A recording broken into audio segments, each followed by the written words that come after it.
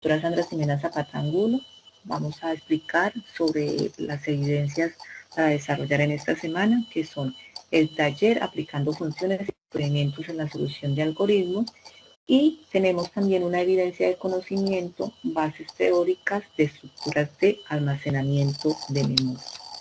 Bueno, para seguir un orden del día, ya dimos la bienvenida, vamos a identificación y socialización de las temáticas correspondientes a la evidencia de la semana, o sea, estas correspondientes a esta semana, y vamos a dar solución a dudas e inquietudes presentadas.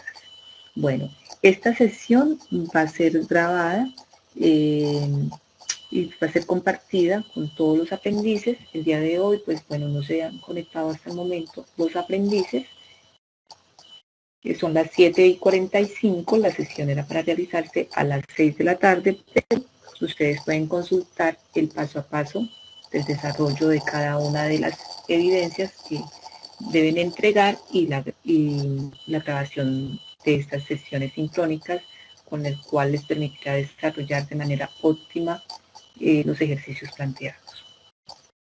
Bueno, la competencia, estas dos evidencias se encuentran dentro de la competencia evaluar requisitos de la solución de software de acuerdo con las metodologías de análisis y estándares. Recordemos que en lo posible estas evidencias ustedes debieron entregarlas desde la semana que inició el 13 de mayo hasta el 20 de mayo. Si por algún otro motivo no logran entregar las evidencias, pueden entregarlas con tiempo tardío. No hay ningún inconveniente, lo importante es que ustedes no dejen acumular muchas evidencias para entregar. Y el resultado de aprendizaje que se está evaluando es desarrollar procesos lógicos a través de la implementación de algoritmos. Bueno, vamos a definir algunos conceptos que es muy importante que los tengamos en cuenta para que así ustedes puedan desarrollar los ejercicios planteados. Entonces, dentro de los conceptos tenemos el uso de identificadores y palabras reservadas. En la elaboración de diagramas de flujo o algoritmos, muchas veces se necesitan datos auxiliares. Los identificadores son nombres que se dan a los elementos utilizados para resolver un problema y poder diferenciar unos de otros. También se dice que los identificadores o palabras reservadas pueden estar formados por una combinación de letras y números, así como nosotros lo estamos observando en este momento. Ejemplos: saldo mes, salario, fecha, etc. El primer carácter de un nombre debe ser una letra. La mayoría de los lenguajes de programación diferencian las mayúsculas de las minúsculas y los nombres deben ser de forma mnemotécnicos. Con solo leerlos se puede entender lo que contiene. Se debe ser muy descriptivo. No se debe utilizar abreviaturas a menos que se justifique. Es conveniente utilizar una sola palabra para nombrar las páginas o controles o variables o identificadores. No utilizar caracteres reservados como son el signo más o el porcentaje o el enlace o el signo mayor. Tampoco utilizar letras acentuadas. Y no utilizar palabras reservadas por los lenguajes de programación. Entonces hay que tener muy en cuenta todos estos conceptos antes de empezar a trabajar con el programa PCI. En cuanto también a las variables, nos dice que para los algoritmos con diversos conjuntos de datos iniciales, se debe determinar una independencia entre los datos iniciales de un problema y la estructura de su solución. Esto se hace mediante la utilización de variables. Ejemplo, cantidades que suelen emplear y que durante la ejecución del algoritmo pueden tomar cualquier valor de un intervalo de valores posibles. Las variables son espacios de trabajo, ejemplo, contenedores, dispuestos para almacenar valores, o sea, datos, donde el valor de una variable puede ir cambiando en algún paso del algoritmo o permanecer sin cambios. Por lo tanto, el valor de una variable es el del último valor o dato asignado a esta. En el segundo ejemplo de algoritmo, las variables son indicadores, ejemplo, como cuando nosotros identificamos, puede ser, aquí nos da un ejemplo de algoritmos donde hablamos de variables de indicadores de cuadrado y un cubo. Vamos a mirar un video que nos va a ampliar un poco más los conceptos de variables reservadas e identificadores. Cordial saludo. En este video vamos a ver qué es un comentario en Psein. El comentario hace referencia a oraciones o párrafos que crea el programador para incluir anotaciones con aclaraciones. Por ejemplo, si yo voy a definir aquí unas variables que me permitan almacenar edades de 2 personas, entonces puedo colocar un comentario que es una aclaración que sirve para cuando otra persona lea mi algoritmo, entienda qué uso le estoy dando a esas variables. Por ejemplo, aquí estoy definiendo 2 variables y le estoy colocando un comentario. Si ustedes se dan cuenta, en este comentario, la letra queda en color gris y cursiva. Eso quiere decir que cuando este algoritmo se esté ejecutando, esta parte no se tomará en cuenta, como si fuera parte del algoritmo, porque son comentarios propios de nosotros los que estamos programando el algoritmo.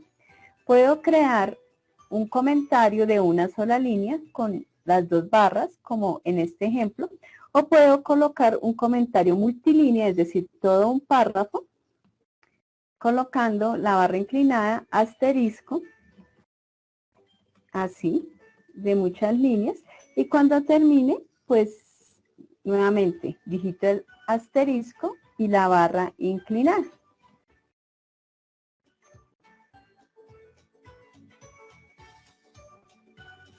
Las palabras reservadas hacen referencia a palabras que tienen un significado gramatical en Psein. Eso quiere decir que como ellas ya tienen un uso en Psein, nosotros no podemos usarlas para crear variables con ese mismo nombre. Por ejemplo, la palabra escribir hace referencia en Psein a un comando que va a mostrar un mensaje en pantalla. Para saber si una palabra es reservada o no, la palabra reservada toma un color azul, como en el caso del comando escribir, leer, los comandos que encontramos en la parte derecha de Psein y que hacen referencia a las diferentes estructuras de sí, entonces, mientras, repetir, también los operadores y funciones. Estos también son palabras reservadas, por ejemplo, el valor absoluto, la raíz cuadrada, etcétera, etcétera. Estas palabras reservadas, como venía comentando, son de color azul y nosotros no las podemos usar para declarar variables, porque ellas ya tienen un significado especial en Psein. Entonces ahora nos habla de constantes. ¿Qué es una constante? Las constantes se crean de la misma forma que las variables, a diferencia que se procura su definición o creación al inicio del algoritmo. Las constantes consisten en datos que luego de ser asignados no cambia en ninguna instrucción del algoritmo. Pueden contener constantes matemáticas, ejemplo, cuando nosotros utilizamos el valor de un radio o el valor de un pi, ya son valores que ya vienen asignados directamente, ya sea porque nosotros le asignamos un valor que no va a cambiar durante todo el proceso del algoritmo o porque ya son funciones matemáticas que vienen con un valor designado. Vamos a mirar un ejemplo de cuando nosotros trabajamos con constantes. Y cómo se trabajan en Psein. Anteriormente habíamos explicado algo similar, pero en diagrama de flujo en la aplicación de FD. Muy bien. El ejemplo que vamos a emplear es el área de un círculo para trabajar con la constante pi, que es 3,14. De nuevo, recordemos, una constante es un valor que no cambia durante la ejecución del algoritmo. Okay, vamos a empezar por definir el número pi como, en este caso, es un real. Okay. Número pi, okay, como real. Voy a ponerle área círculo acá al nombre del algoritmo, definir. Vamos a definir el radio y coma área. Esto lo vamos a definir como real también, el radio y el área. Bien, ahora aquí es donde se marca la diferencia con las constantes. Por ejemplo, una constante la voy a definir como 3,14. El radio lo voy a inicializar, perdón, no lo voy a definir, lo voy a inicializar como con 3,14. El radio y el área también los tengo que inicializar. La diferencia es que es con 0 ambos. ¿Cuál es otra diferencia? El radio la va a digitar el usuario, por ende no sé qué valor va a tener, y el área va a ser donde almacenemos el cálculo de la fórmula, que sería pi por r, o pi por r al cuadrado, ¿ok? O pi por radio al cuadrado. Muy bien. Por supuesto, el área no sabemos tampoco qué valor va a tener, puesto que está en función del valor del radio. Por ende, la única constante que tenemos es pi. Vamos a escribir, a decirle al usuario que nos digite el radio del círculo. Ajá. Y por supuesto lo tenemos que leer, radio. Y luego vamos a hacer el cálculo nada más. En área, asígnele el número pi por radio por radio. Listo. Eso es todo lo que necesitamos de fórmula. Ahora, DFD tiene una particularidad, me parece que tiene pi como palabra reservada. ¿Ok? Vean aquí. Ya ahí tendría que jugar con ciertos... ya pi es una palabra reservada al menos de PSaint. Por eso le puse el número pi. Pero bueno, sirve para nuestro ejemplo de constante. Y lo que me falta es escribir el área. Y vamos a escribirla. Área con tilde.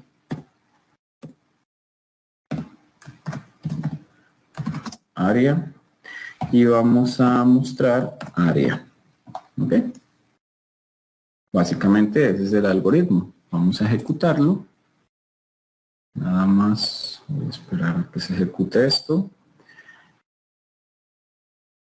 Y ahí se está ejecutando. Voy a hacer un acercamiento. Digite el área digite el radio del círculo. Vamos a hacer un ejemplo muy sencillo de calcular. El área es 314. ¿Ok? Básicamente, ese es el uso de constantes. Recordemos que una constante perfectamente puede ser un impuesto, un descuento, que nos lo dan al inicio del problema por resolver, o lo tenemos dentro del análisis de la situación que vamos a solucionar con un algoritmo. No va a cambiar durante la ejecución. De constantes. Ahora vamos a continuar con el concepto de contadores. Un contador es una variable que está en ambos lados de una asignación, a la derecha y a la izquierda.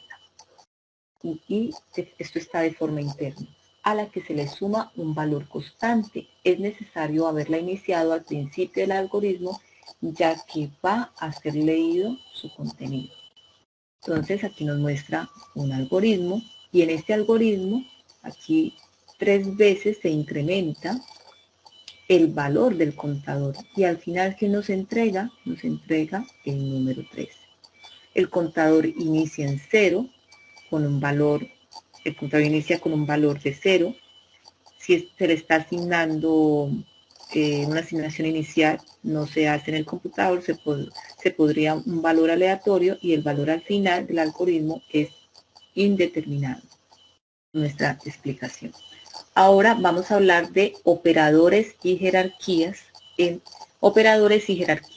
los operadores. Los operadores son símbolos que sirven para manipular datos y en un algoritmo es necesario dejar un espacio en blanco a cada lado del signo aritmético. Entre los operadores vamos a encontrar operadores aritméticos, operadores alfanuméricos, operadores relacionales y lógicos.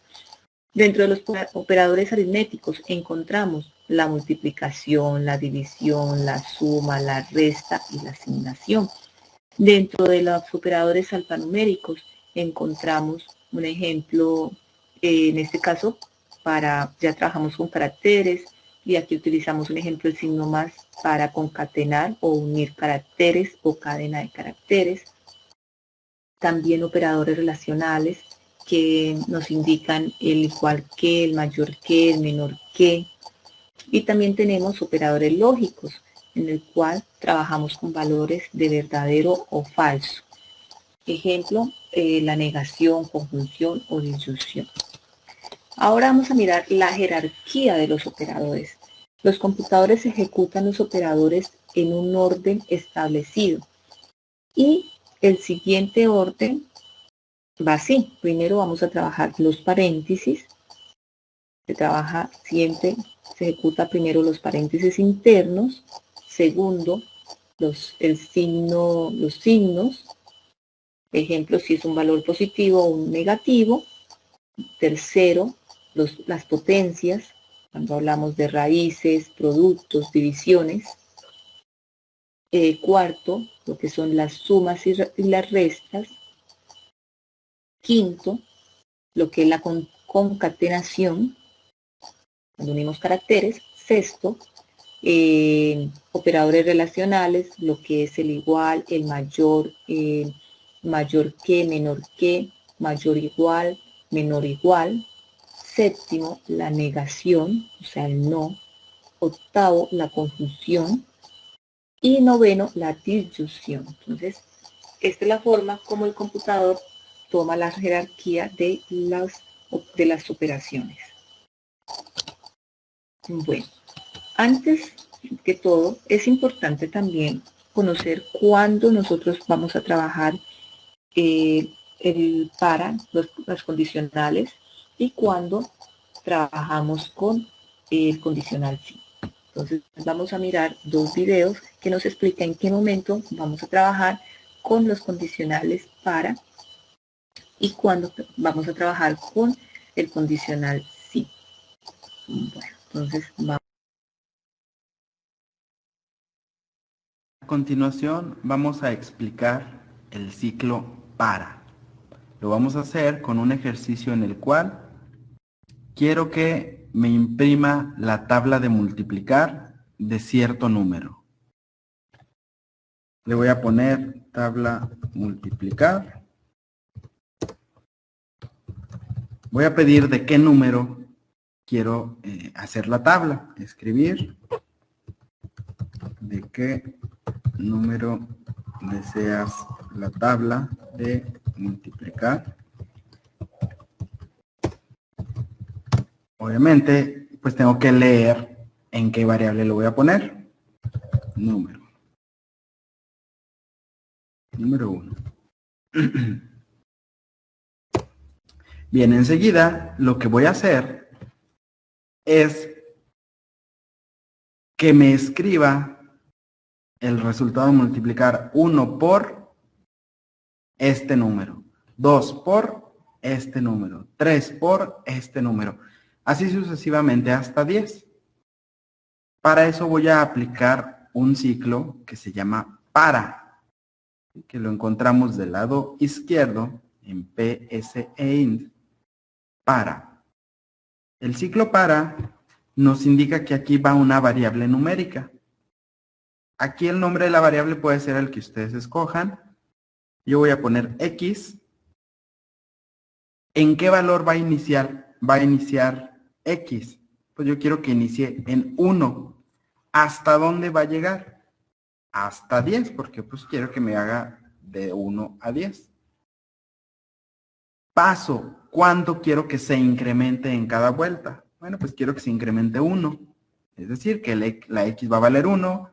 A la siguiente vuelta, cuando llega al fin para, se va a incrementar X en 2, en 3, en 4, así hasta 10. ¿Y qué es lo que va a hacer en cada una de estas vueltas? Pues yo quiero que me escribir X por número 1 igual a X por número 1. En cada vuelta lo que va a escribir es lo que vale X, que va a valer, al inicio va a valer 1. El símbolo X, que lo estoy usando como una multiplicación. Lo que tiene número 1, si número 1, por ejemplo, vale 5, pues me va a escribir 1 por 5 igual a el resultado de 1 por 5. Se va a repetir 10 veces este escribir. Si lo probamos, ¿de qué número deseas la tabla de multiplicar? Del 6. 1 por 6, 6, 2 por 6, 3 por 6, 4, 5, 6, 7, 8, 9, 10 por 6. Ahí está la tabla de multiplicar. Si le ponemos otro número, pues nuevamente, ¿no? 1 por 4, 2 por 4, 3. Bueno, estos números del 1 hasta el 10, los que lo va subiendo es la X. Para eso me sirve el ciclo para hacer de 1 en 1, porque aquí le puse este 1, de 1 en 1 hasta 10. Así es como usamos el ciclo para. Bueno, vamos a explicar el uso del sí entonces.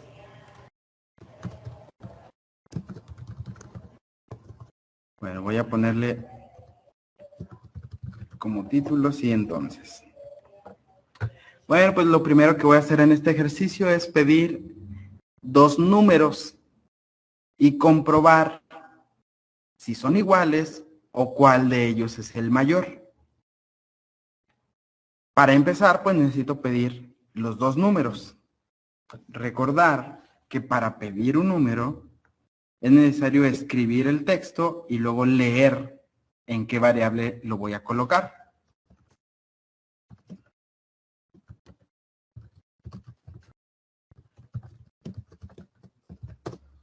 Escribir, dame el primer número, leer, num1 le puse yo.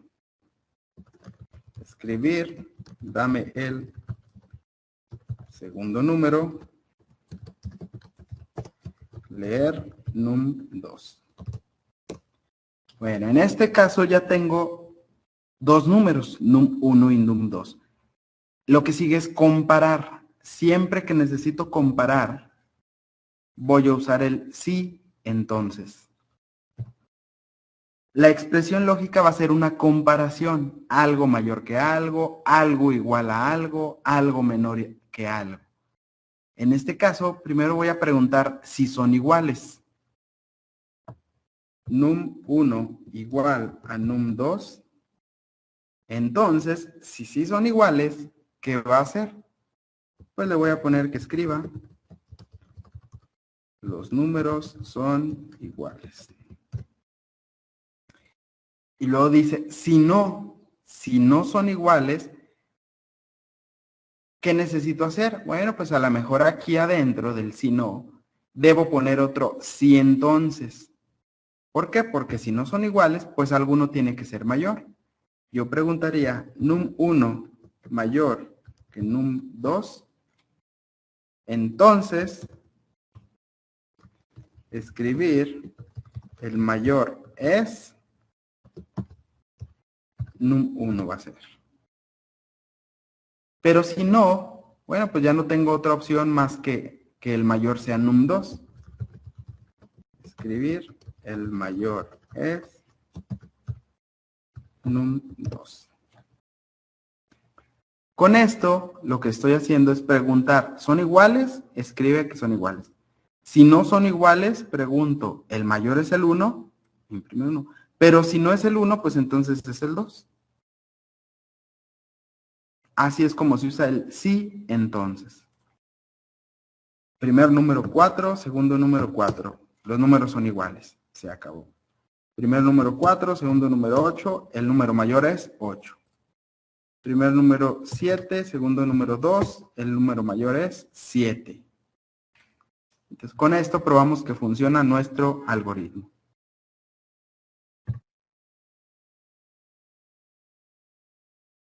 Bueno, entonces ya se ha definido cada uno de los conceptos, lo que son identificadores, lo que son palabras reservadas, contadores, operadores lógicos, en qué momento utilizarlos, cómo ejecutarlos, cómo utilizar el ciclo para y cómo utilizar el ciclo sí entonces.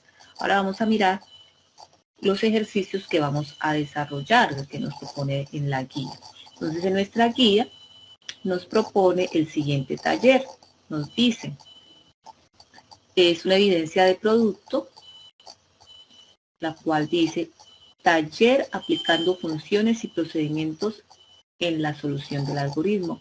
En esta actividad se debe aplicar todos los conocimientos adquiridos a lo largo del componente formativo para dar solución a problemas utilizando la notación de pseudocódigo y diagramas de flujo, usando las herramientas establecidas por el instructor. Tenga en cuenta los diferentes tipos de estructuras de control, básicas, secuenciales, condicionales y repetitivas. Por favor, es importante que ustedes observen, yo lo que expliqué el día de hoy es un resumen prácticamente. Ese resumen ustedes lo encuentran aquí en la plataforma Sajuna, ¿ya? Es el componente llamado codificación de algoritmos. Perdón, es el componente análisis y solución de problemas aplicando algoritmos. Entonces, este componente ya lo venimos mirando desde la semana pasada, lo que acabamos de observar. La semana pasada miramos metodologías de algoritmos, diagramas de flujo, uso de identificadores y palabras reservadas. Lo miramos ahorita, operadores y jerarquía de operadores y estructuras de control secuencial, estructuras de datos. Es importante que ustedes observen, estudien este material para poder realizar el taller propuesto. Entonces, donde ustedes le van a dar solución a los siguientes problemas. Son 10 problemas que nos proponen. El primero dice, un corredor de maratón corre una distancia de 42.95 kilómetros en 2 horas y 25 minutos. Se desea calcular o se desea realizar un algoritmo que calcule el tiempo medio en minutos por kilómetro. Entonces recordemos, vamos a realizar el pseudocódigo, el cual nos dice cuáles son los datos de entrada, cuáles son los datos de salida, cuáles son las operaciones que van a realizar y lo van a presentar también con la herramienta PCI, o sea, ya ejecutado. El segundo ejercicio, realizar la conversión de una temperatura dada en grados centígrados a grados Fahrenheit. Y aquí nos dan la fórmula. Entonces, recordemos, realizar el pseudocódigo y el ejercicio en PCI. Tercero, escribir el algoritmo que permita calcular la nota correspondiente al primer parcial de análisis para un estudiante cualquiera.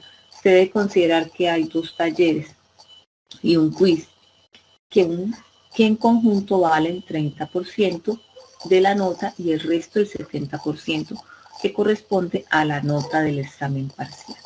Cuarto, un capital C está situado a un tipo de interés R anual.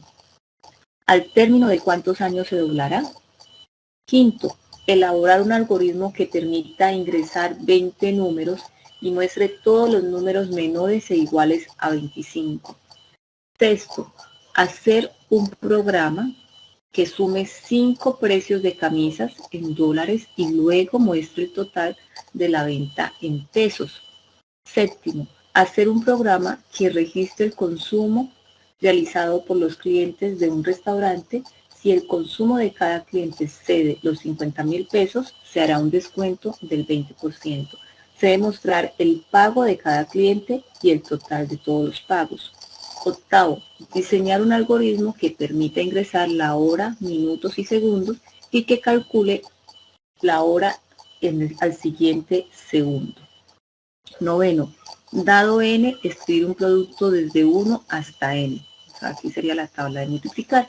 Y décimo, realizar un algoritmo que muestre por pantalla la tabla de multiplicar decreciente de cualquier número ingresado entre 1 y 10.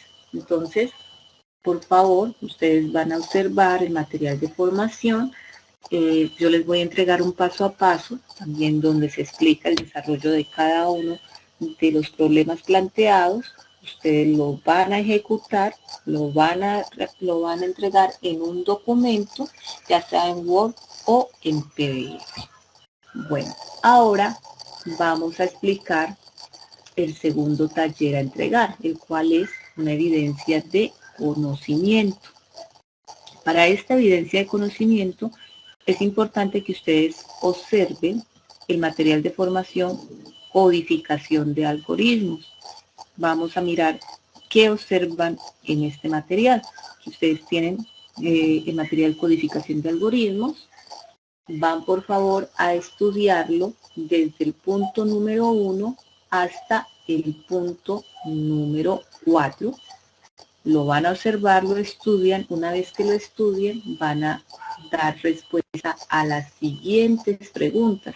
Entonces nos dice, esta evidencia se centra en consolidar los conceptos básicos relacionados con los lenguajes de programación, entornos de codificación e instalación y la sintaxis del lenguaje JavaScript.